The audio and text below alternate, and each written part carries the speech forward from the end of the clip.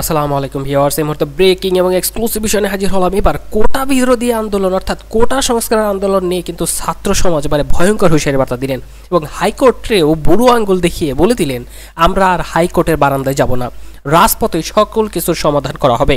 এবং স্পষ্ট করে তথ্য দিলেন, ছাত্ররা পড়ার টেবিলেই থাকবে, আমরা আর কোথাও যাব না, সরকার নিজ দায়িত্বে এই বিষয়টা সমাধান করবে।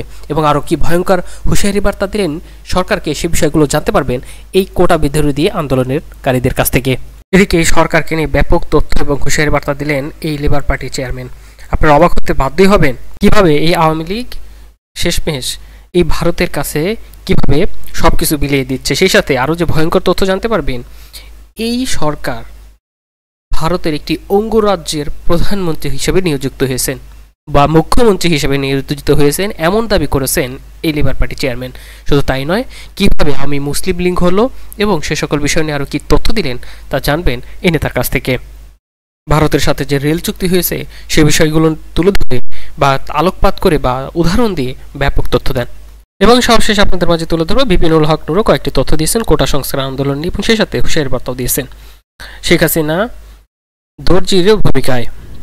এই সরকার ভারতের গোলামি করছে, ভারতের সাথে গোলামির চুক্তির প্রতিবাদও করা হয়। আরও কি কি তথ্য দিচ্ছেন ভিডিও শেষ অংশে জানতে পারবেন। এতক্ষণ শুনছিলেন শিরোনামের বিস্তারিত, চলুন এবার দেখে নিই মূল বিষয়টা কি।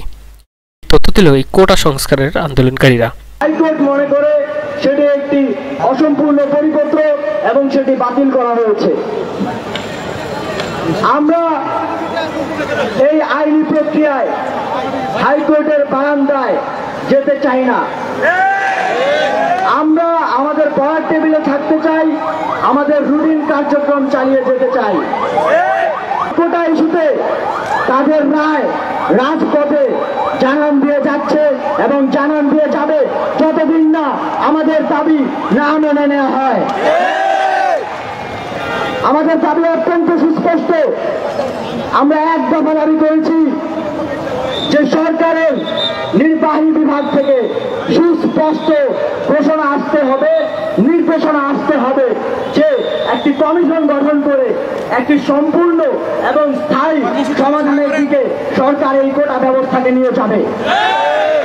বন্ধুগণ, আমাদের আগামীকালকের কর্মসূচি বিকাল 3:30 থেকে বাংলাদেশের প্রতিটি আনাচে কানাচে, প্রতিটি রাজপথে, প্রতিটি রেল লাইনে শিক্ষার্থীরা বাংলা ব্লকের কর্মসূচি অব্যাহত রাখবে। বিকাল 3:30টায় ঢাকা বিশ্ববিদ্যালয়ে কেন্দ্রীয় লাইব্রেরির সামনে থেকে আমরা আমাদের ব্লকের কর্মসূচি শুরু করব এবং সারা দেশে শিক্ষার্থীরা তাদের নিকটস্থ গুরুত্বপূর্ণ পয়েন্টগুলোতে ব্লকের কর্মসূচি সফলভাবে পালন করবে।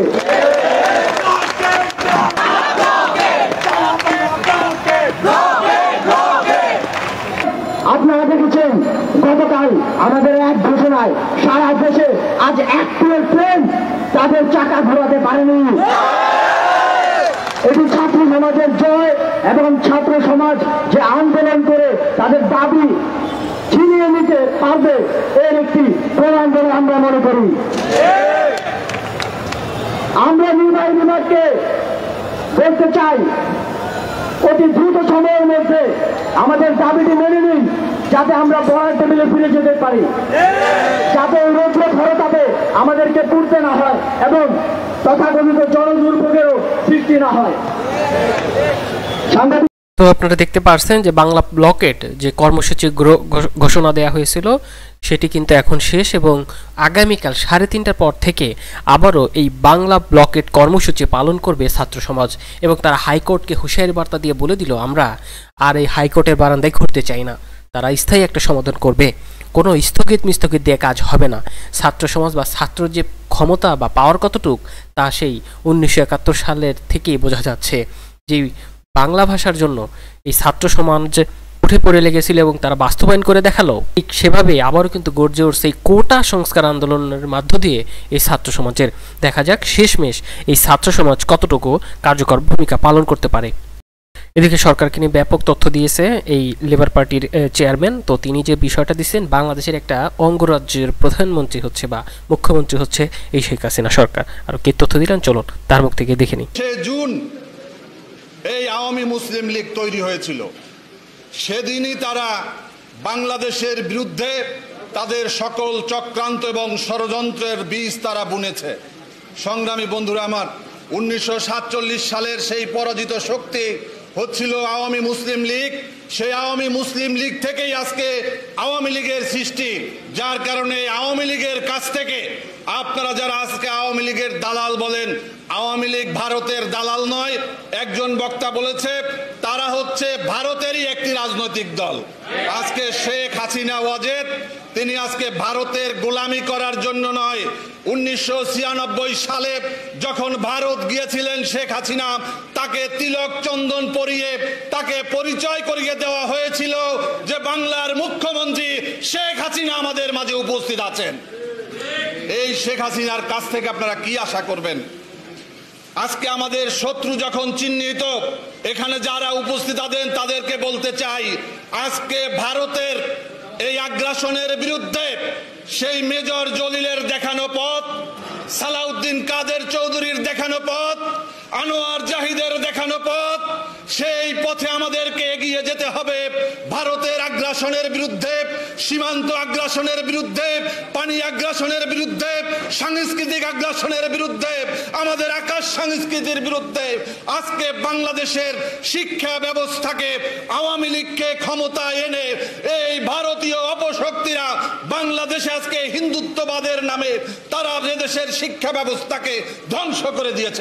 এবং সবশেষে তুলে ধরতে যাচ্ছি এই ভিপিনুল হক নূর, তিনি যে তথ্য দিয়েছেন, চলুন সে বিষয়টা এবার দেখে নিই। কারণ আমরা তো একটা রাজনৈতিক প্রক্রিয়ার মধ্যে এসেছি যে না শুধুমাত্র এই কোটার সংস্কার করে তো হবে না।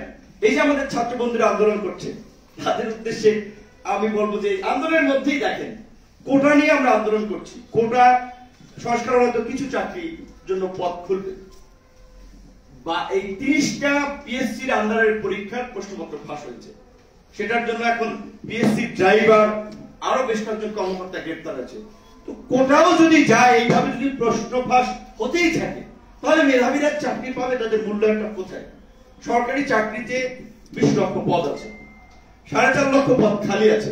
এই 4.5 লক্ষতে 1 মাসের মধ্যে নিয়োগ দিলে আপনারা 4.5 লক্ষ চাকরি পাবে। এই যে আমাদের দেশে বর্তমানে প্রায় 42 লক্ষ উচ্চ শিক্ষিত তরুণ, সবার কি কর্মসংস্থান হবে?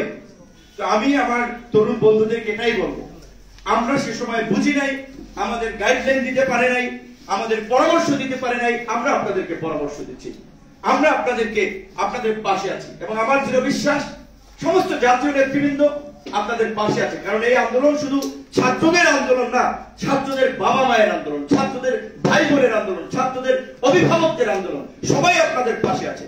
শুধু কোটা না, এই উচ্চশিক্ষিত তরুণদের বেকারত্ব নিরসন, নতুন কর্মসংস্থান, একটা স্বচ্ছ নিয়োগ ব্যবস্থার জন্য, এই ফাঁসির শক্তি উৎখাতের জন্য আপনাদেরকে চিন্তা করতে হবে। এভাবেই তথ্য দেন ভিপিনুল হক নূর।